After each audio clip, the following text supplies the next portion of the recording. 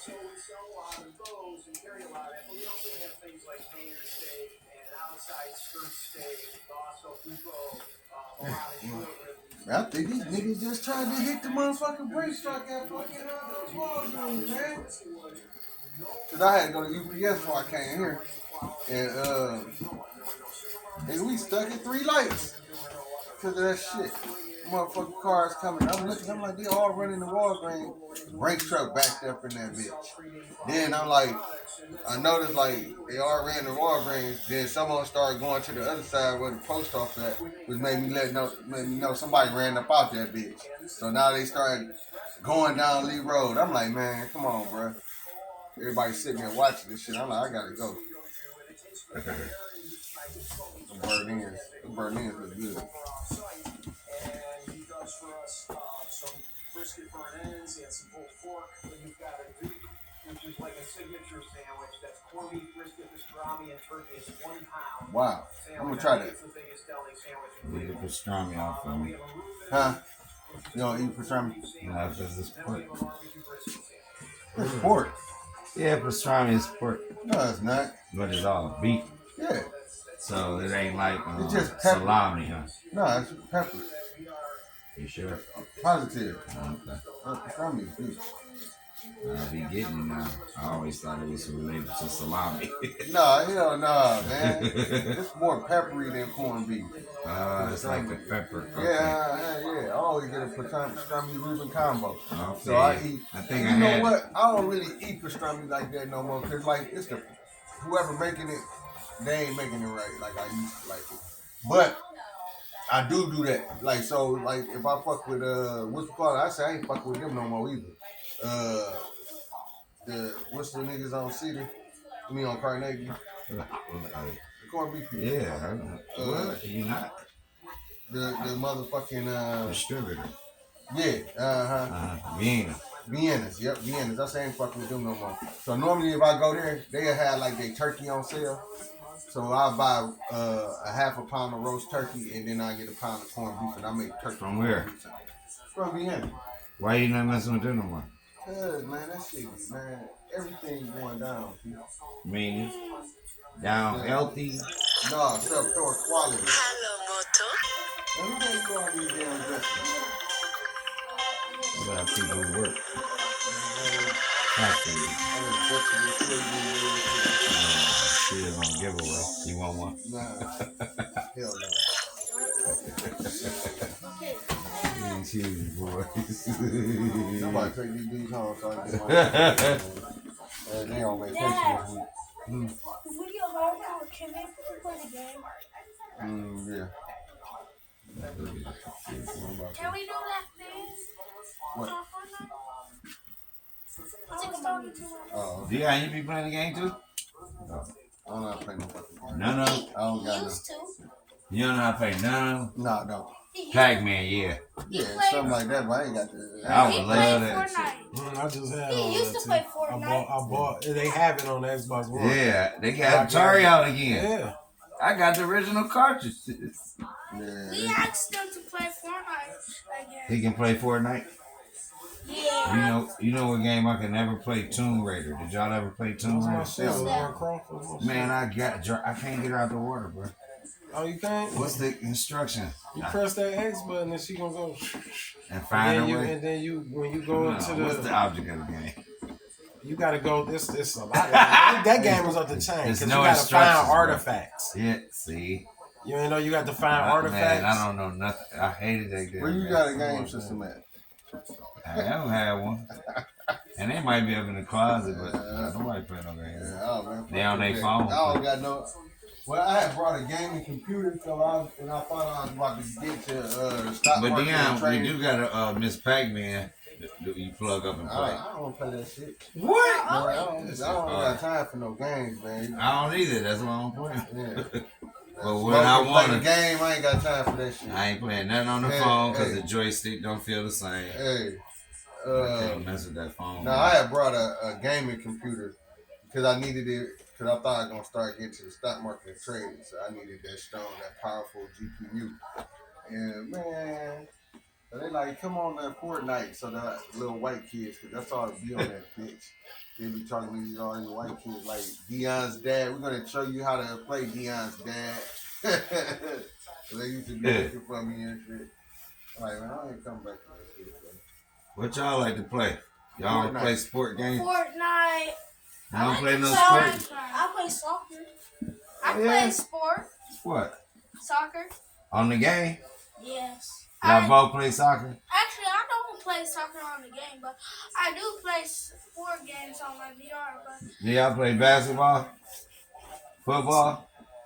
yeah. Madden? Y'all be playing Madden? John Madden? I don't play none of that shit, bro. What they say football? We ain't let them lie to you, man. Oh man, you need This to dude- move them out. This dude, They ain't doing that to me, Dion, really? This dude right here, Dion with the VR shit.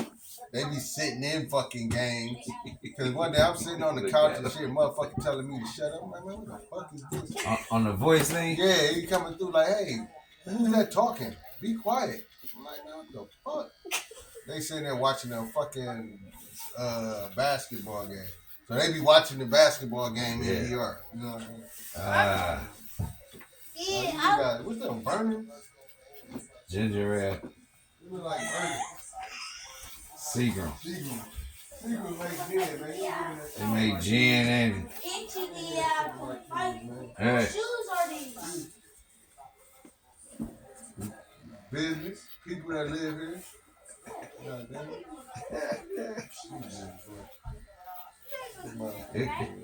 it. Come on back over here. Exactly. Y'all crazy. Yeah, man. I gotta No, but check out. This will be 12 when I get there. You're working today. Yeah, man. Man, hey. Are they off too like my deal? Did I tell you about, hey, did somebody tell you to open that door? Did somebody tell you to open the door? Yeah, man. I don't know about this place, man. What? The bitch don't beat my partner up Friday night, man. I tell you that shit. Y'all talk to you too. I talk to my old man. I'm like, never in my life of working in healthcare that I ain't seen this shit, man. And like Cleveland Clinic, I manage all type of niggas. Crackheads, drunk niggas, crazy niggas. So what happened? Asked this white bitch to do a job. So motherfucker called me like, yeah, we need, I'm new. So all I do is just dispatch. So the motherfucker, but I don't even know who to dispatch. You know what I'm saying? Right. So the unit called down and asked for OR room. So I called like, who get his OR room to? So the bitch tell me who to get an OR room to. The other supervisor, right? That's supposed to be training me. So instead of her going up there, she gonna send me up there. So I goes up there. The new guy. Yeah.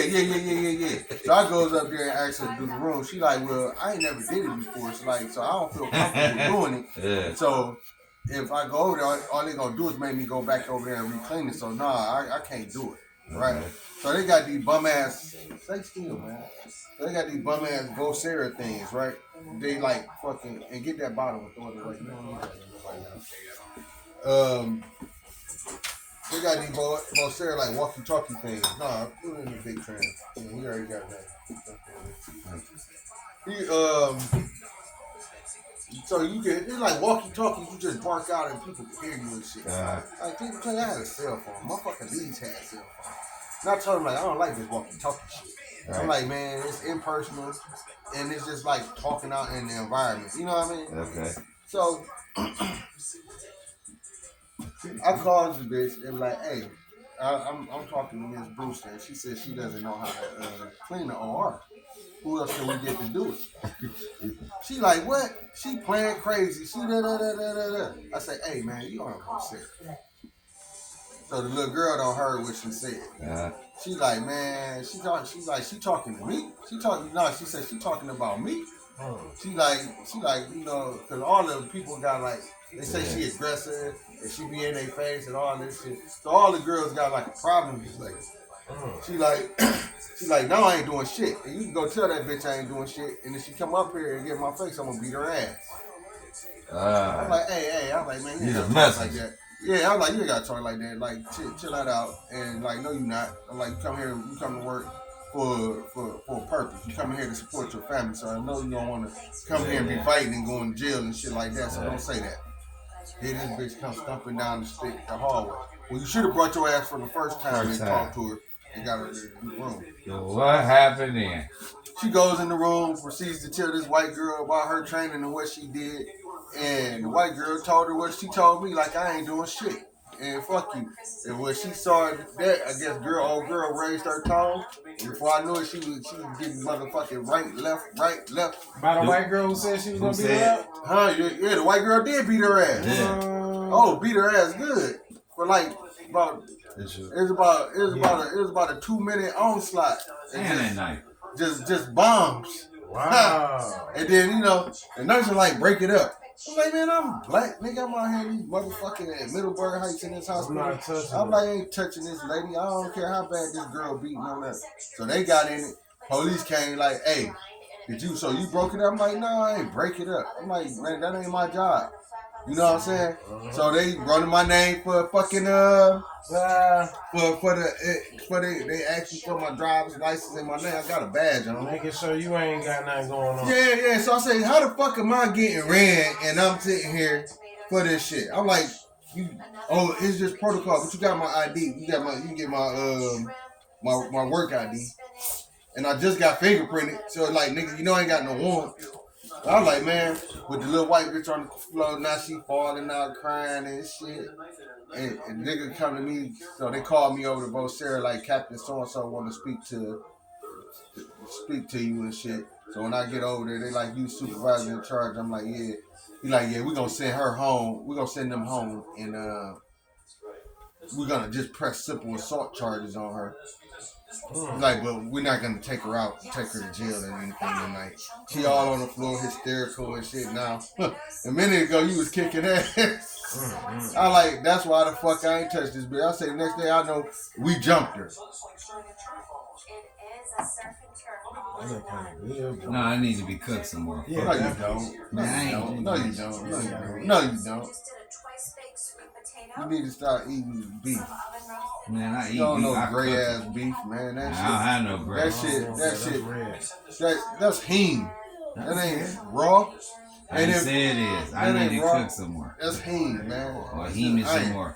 Then it's that's a leg, that's a tenderloin. So if you cook it till it's brown, it's gonna be dry as fuck. No, it's not. Yes, it is. No, it's not. Yes, Because it is. it's still tender. I got cook that steak. in my fridge right now. I cook steak and I do not do this. All my steak, we're not vampires. I'm done, man. I holla at y'all niggas, man. Cooking it too fast, man. No, we don't need that pink. Slow that down, right? Man, I'm out, man. Yeah. All right, big dog. Good to see you all. My cousin Mark. Yeah. Man, I know this man. Okay. He done told me about the luxuries of truck driving before I got on the road. Hey. Yeah. All right. So, all right, bro.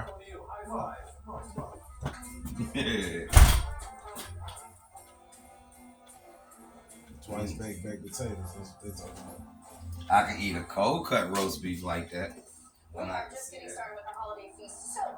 That shit gotta get cooked, man. This is 750 ml. We're a tasting room, and we wanted to bring the finest wines we can, as well as small plates, charcuterie, things that pair nicely with wine. We have an array of sparkling, we've got ports, we have high-end wine plates, down to Barolo, to vintage red blends from Sonoma that are, over 10 years old. Those are things that you're not going to get in a typical restaurant. We have over 1,200 bottles on the walls, and we have access to pretty much every single wine out there that is distributed in the United States. So that's beyond thousands. And I do think that every party between today and New Year's Eve needs to start with a bubble. We refer to these as Tuesday wines and Friday wines here at 750 ml. Tuesday wines are going to be ones that don't break your budget. Because, let's be honest, if your kids are in school, they're coming home, you still need a Tuesday wine. We have a phenomenal Spanish section for that. Spanish wines are great value.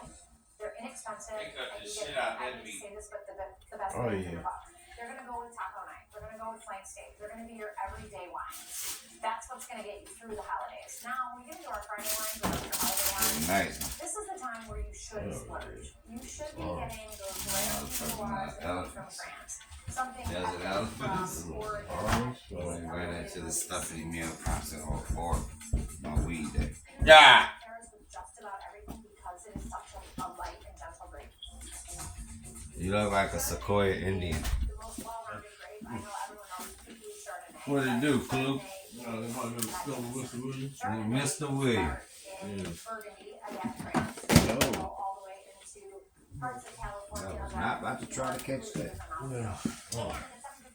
Drop my liquor. I ain't gonna get some more clippers. I can't get that shit back. And then lastly, we cannot say no to Cabernet Sauvignon. Nah, that's why I like my carpet and shit down here. I be joking. And that can come from anywhere. So that's what's even really cool is we have cabs from Italy. We have cabs obviously from France. Yeah. That's just sweet as hell. But of course we've got What? The wine? All that shit ain't sweet. nothing more But sure, than that's having a beautiful Cabernet from Napa Valley. Yeah, wine cool. Even inexpensive wines are great. When William coming? There are inexpensive wines About 4 or 5 minutes, 3 or 4 minutes. Brother Malcolm! And then upwards of all the things that are in the high-end cabinet. There is not a bad bottle of wine. I think wine is probably the best gift that you can give anyone.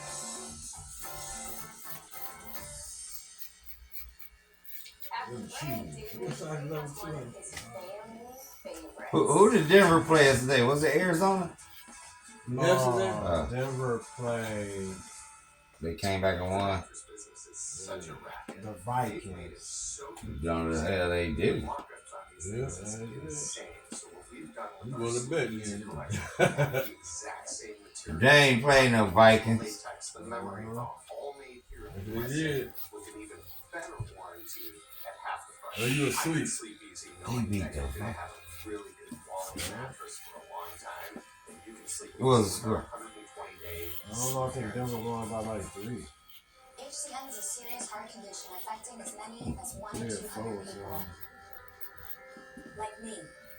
And me, it can impact how you feel, what you can do. I still felt tired on my beta blocker.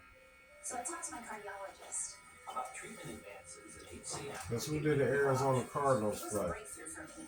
That conversation was big for me. Talk to your cardiologist today. They played my Texans. So that's how I know the Vikings played You've been in an Bronco accident, right and now now. the insurance company is trying to bully you into taking their lowball offer. Don't take it. Contact Friedman, Damiano, and Smith for a free consultation. Friedman, Damiano, and Smith, fighting for you. So you go on the driver's seat. Tonight, on or off. Valley's flavors on at $1.99. Choose pepper jack and barbecue, A1 Swiss, or bacon cheddar crisp. $1.99. You choose. And Valley's classic wings now only $1 each. When insurance companies look at your injury claim, you're just a number. They'll offer you the lowest amount of money possible. At Nerve Repairs, we won't let that happen. We understand the medical care you need now and in the future. The disruption to your life and the pain that stays with you long people know. After your accident, Maybe 4. Warfare. Why is it? Because a traitor is a person who commits treason. And how do they do that? By violating the trust and faith of his or her own people. This is done by giving aid or assistance to the enemy of your own people. That's what a traitor is.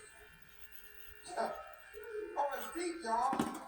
Because in the process of giving aid or assistance to the enemy of your people, you become an enemy of your own people. Oh, this thing is deep. A traitor is a treacherous person.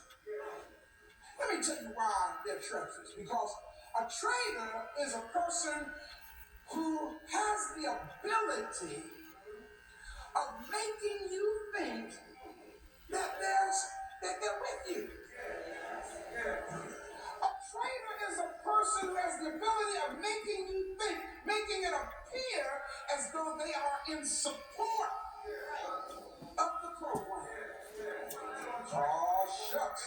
A trader is one that makes you think that you can count on them. But in reality, trader is the one who covertly, that's the word we use in military intelligence, who covertly, which means underhandedly, or in secret, they try to subvert the strength and program of the struggle. The most dangerous characteristic about the trader is that they're sometimes hard to detect. Y'all follow me?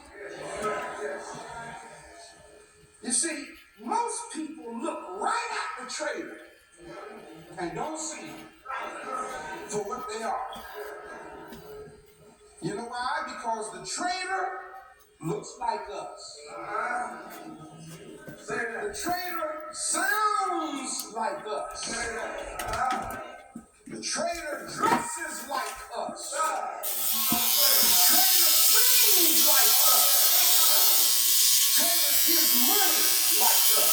The trader gets happy like us. In fact, y'all, the trader might even carry a Hosea and a Bible like us. But the trader has no real interest in learning or in developing themselves or in preparing themselves for the war. They're own that their own people are engaged in. The only real concern of the trader is something called personal recognition or payment of some kind. When it comes to the warfare, brothers and sisters, of African liberation or salvation, the traitor is what I call a Negro.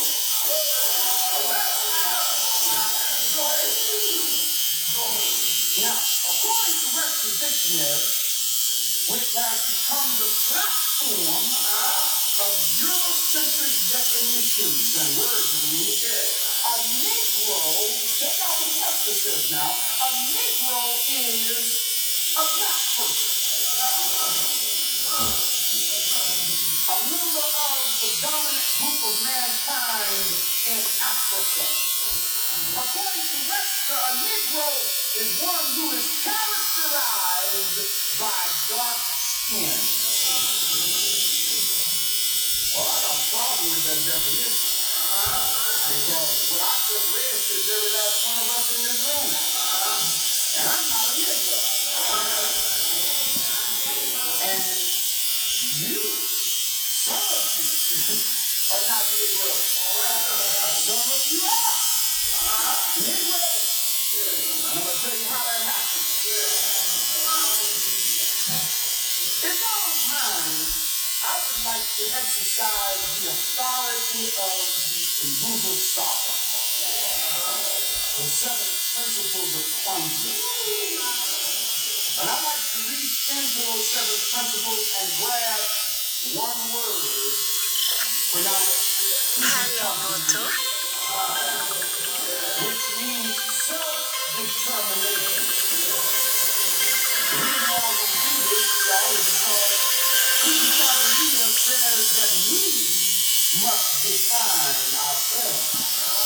We must name ourselves. We must create for ourselves and speak for ourselves instead of being defined, named, and created for and spoken for by others.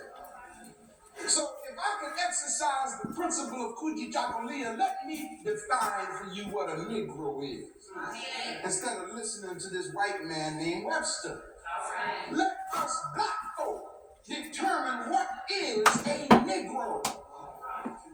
A Negro, and this is Ray Hagan's definition, you don't have to accept it, but it's the best I can come up with. A Negro is a non-person, N-O-N dash person. A Negro is a body without a mind. A Negro is an empty shell that has been programmed to destroy its own kind. A Negro is anything that would destroy the fostering of African liberation. A Negro has no idea what or who they are. And because they suffer from low self-esteem and a lack of self-awareness, they will do anything to be recognized and accepted by others, even their own enemy. Well, where did Negroes come from? How did Negroes come into being? I have to tell y'all the truth. We weren't always like we are. I look at other people of the nationalities, and I've seen, maybe you've seen it too, I've seen a group, a few people from another ethnic group come into town, and they all pitched in and moved into a big apartment, and through nepotism they saved up their money,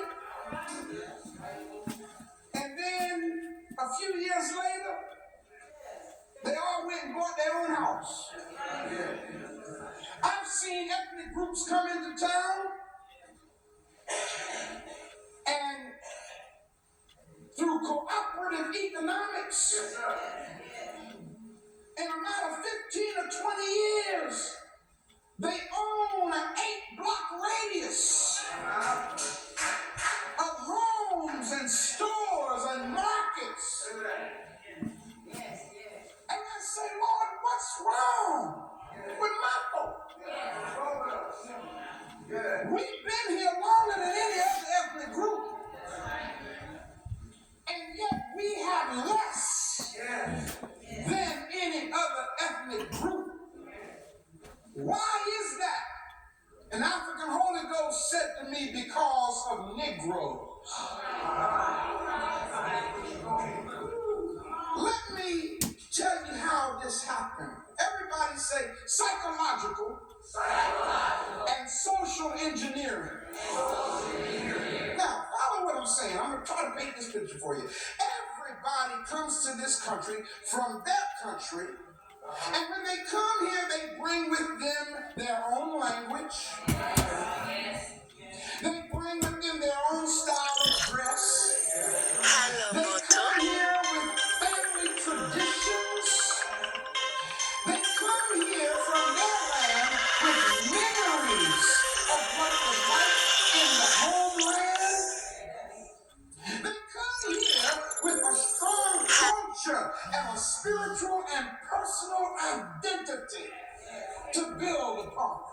Everybody that comes here, every immigrant that comes here with the things I just named. Always remember, brothers and sisters, and hear me good, always remember, never forget this. The founding fathers, what did I just say? The founding fathers, by the way, who were our slave masters.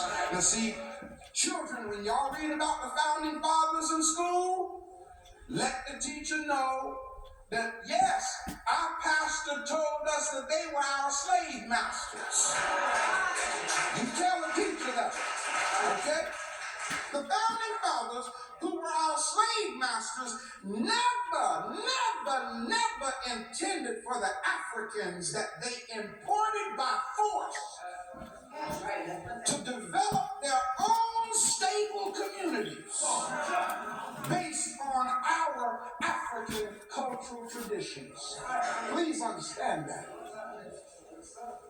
What America and other European colonies created and sought to maintain was a permanent working class of people who would always be subjugated to them.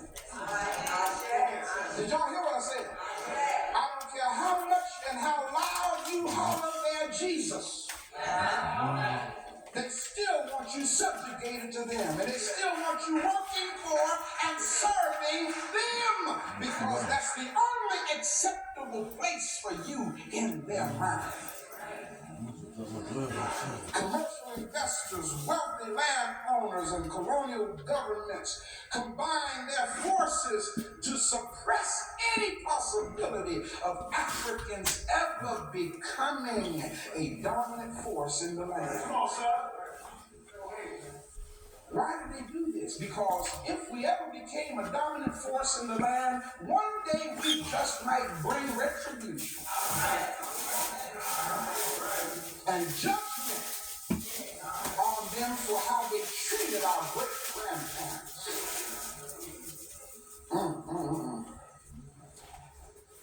Listen, brothers and sisters, in order for the slave trade to be profitable back then, and for white supremacy to exist today, repeat this after me. All resistance to the system of racism had to be and must be crushed. Did you digest that yet?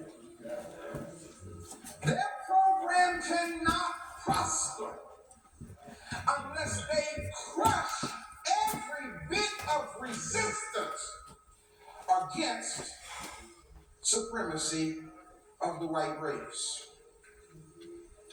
So the only way they could crush resistance is to make Negroes.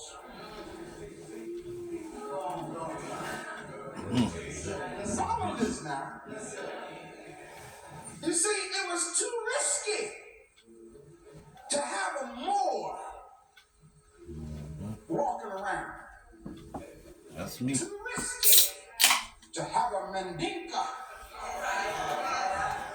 walking around. Too risky to have a Hausa or a Fulani walking around. It was too risky to have a Senegalese or a Sudanese or an Abyssinian walking around knowing who they are. They couldn't have that. They could not risk having an African who was the son of a university professor. They could not, nor can they today, risk having an African who is the daughter of a high African government official walking around knowing who she is. Those who captured our people and sold our people and owned our people were very calculating and methodical in how to survive. Let's make Negroes out of these Africans. Look at the person next to you and say, there is a difference between an African and a Negro. Well, what was the process? The first thing that had to be done in changing the African into a Negro was they had to remove all signs of personal identification. Y'all with me? When Africans were brought to this country, guess what y'all did? Stripped of their clothes and something else. Their heads were shaved. Sounds more familiar than anyone of you been in the military. I remember my first night in the Marine Corps boot camp. When I stepped off that gray dog, we got about 2 hours sleep, and the next morning, first thing they did to us was strip us of our clothes and shave all our hair off.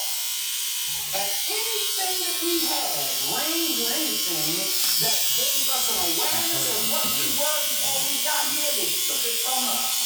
And then they turned around and told every last one of us, whatever color you were, you're no longer that.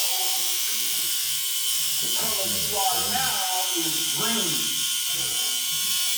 My son, y'all know what I'm talking about? And they walk up to me and say, what color are you, recruit? And I said, fool, I stood there and said, green, sir. Why are you?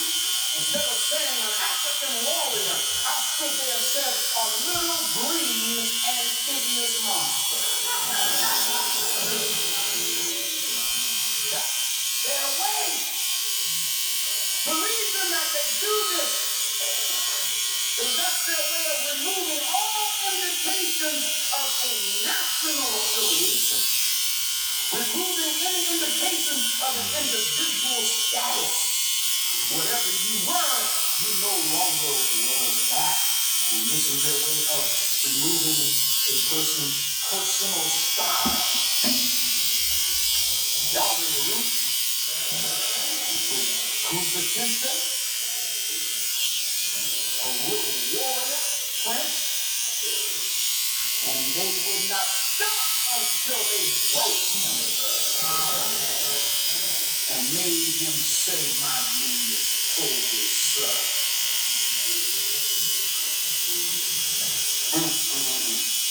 Today, brothers and sisters, this same European program is being promoted in the minds of our children. Let me tell you how it's happening. You know, what they do now in school is they give false impressions of our children. And Africans, No, man, get your by showing pictures in their school books. I had niggas do that, boy. Don't do that. Y'all see what cold conference.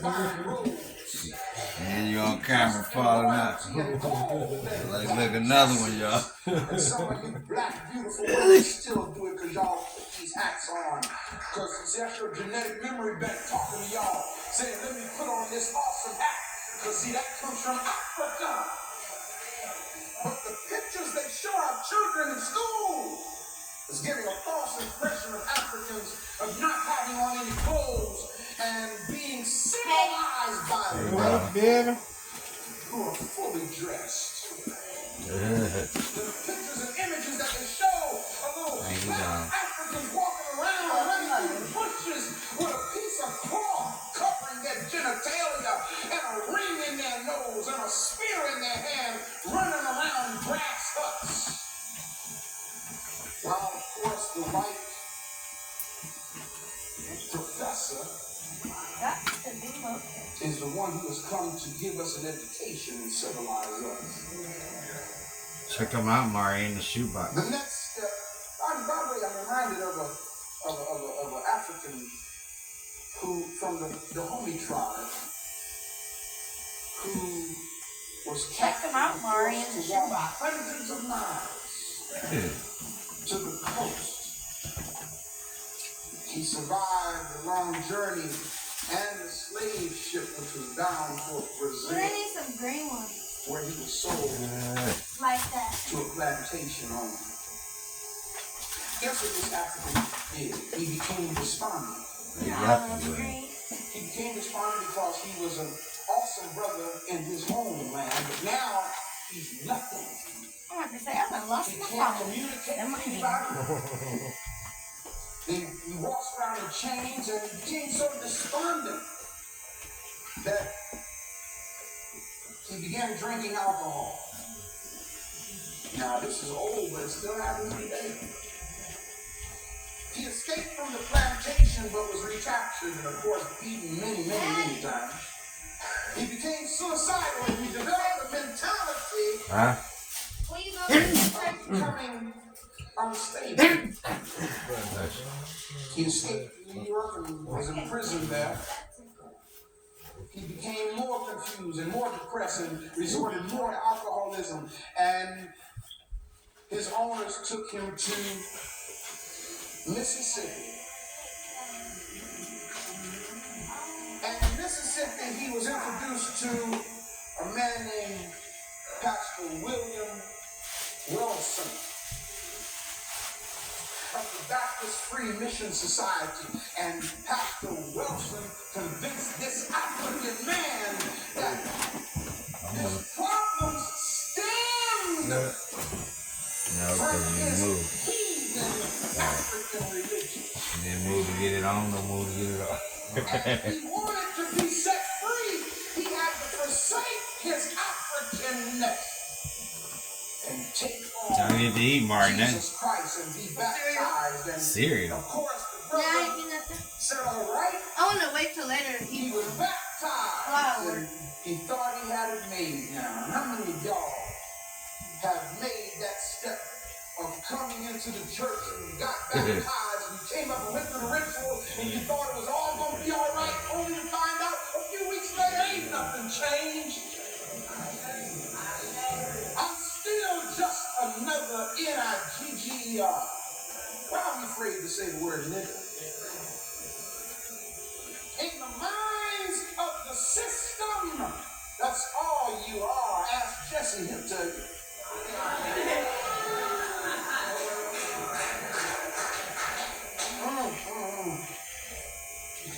The next step in making Negroes out of Africans, check this now, was to separate Africans from other Africans who spoke the same language.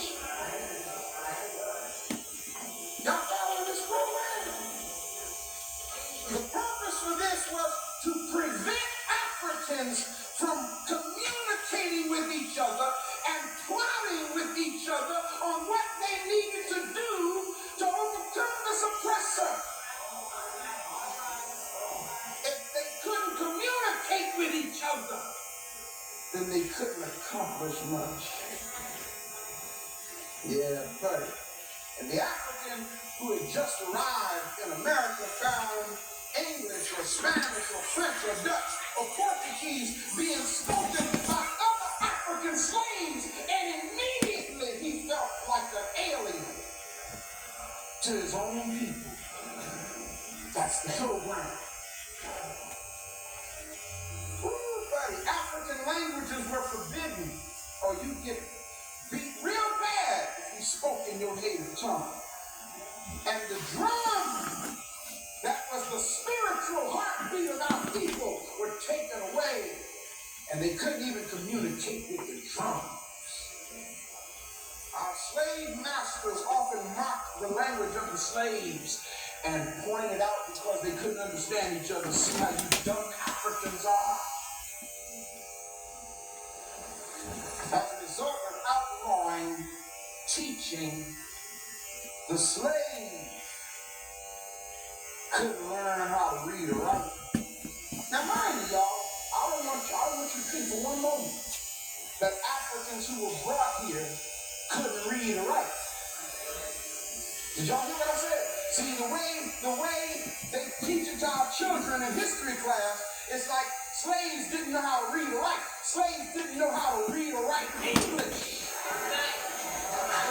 Please understand that. Oh, they can read and they can write.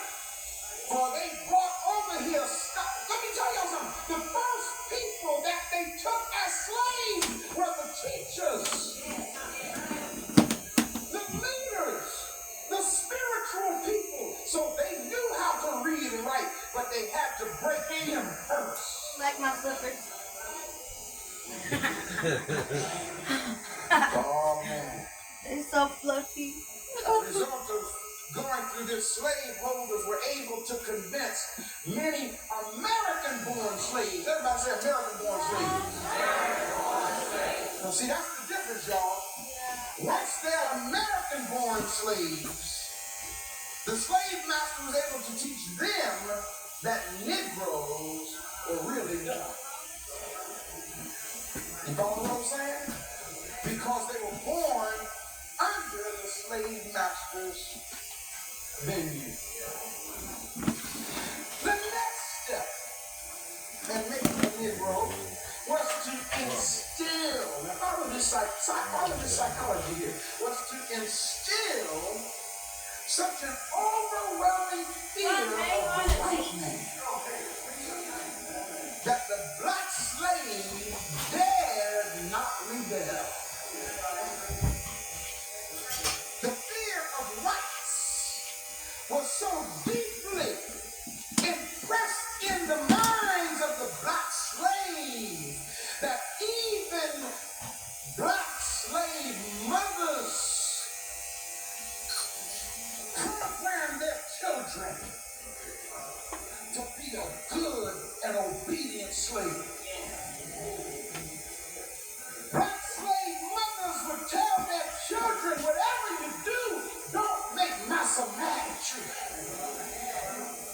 Y'all follow this thing here? They were not minded. They were only trying to protect their children. That's all they were trying to do. But in the process of that woman trying to protect her child from suffering horrible whippings and even sometimes being put to death, in the process of trying to protect that child, many of them extinguished or killed the warrior spirit, especially in their male children. And guess what, y'all? To this day, many black women still do the same thing. Many of you say, now listen, don't you ever forget this is a white man's world. You got to play by his rules, boy. Oh, that's what people are hearing today. The warrior spirit in the children of slaves was broken early as a means of protecting against later punishment. The next step, y'all see these steps here? The next step in making a Negro was the separation of family members. Oh, this thing gets real serious here, y'all. Imagine that, if you can, parents, imagine somebody busting into your sleeping quarters and snatching your 3-year-old, your 4-year-old child from you. And you know that when they take them through that door, you're never going to see your child again. Try to imagine what that might be like. See, y'all can't even think on that level. Imagine what it might be like for a man to be with his wife, and the slave master would bust through the door and snatch his wife and rape her, while another slave headman would hold a shotgun to the neck of that man. Can you imagine what that must have been like? Being sold away, or watching family members being sold away, was a devastating experience. And guess what, y'all? The psycho-history we're still living in as a people. Many slaves became so overcome with grief that they went insane or suicidal. Now follow this program. The slave master knew, once I snatch your child from you. Now I'm going to see if y'all can apply it to today. The slave master knew, once I snatch your child from you, their upbringing will no longer be under your supervision. You got this? Guess what, y'all? It's still going on today. They just got breaking in your house. Okay? Because of economic pressure and you trying to make ends meet. You're so busy working to pay the bills. Your child still ain't under your supervision.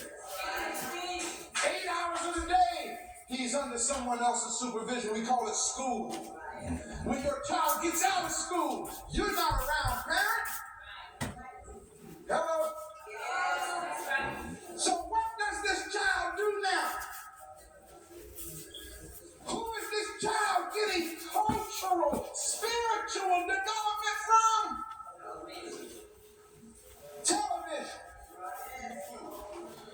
Pokemon videos, PlayStation, or even they're involved in some kind of government program to monitor your children until you get off work.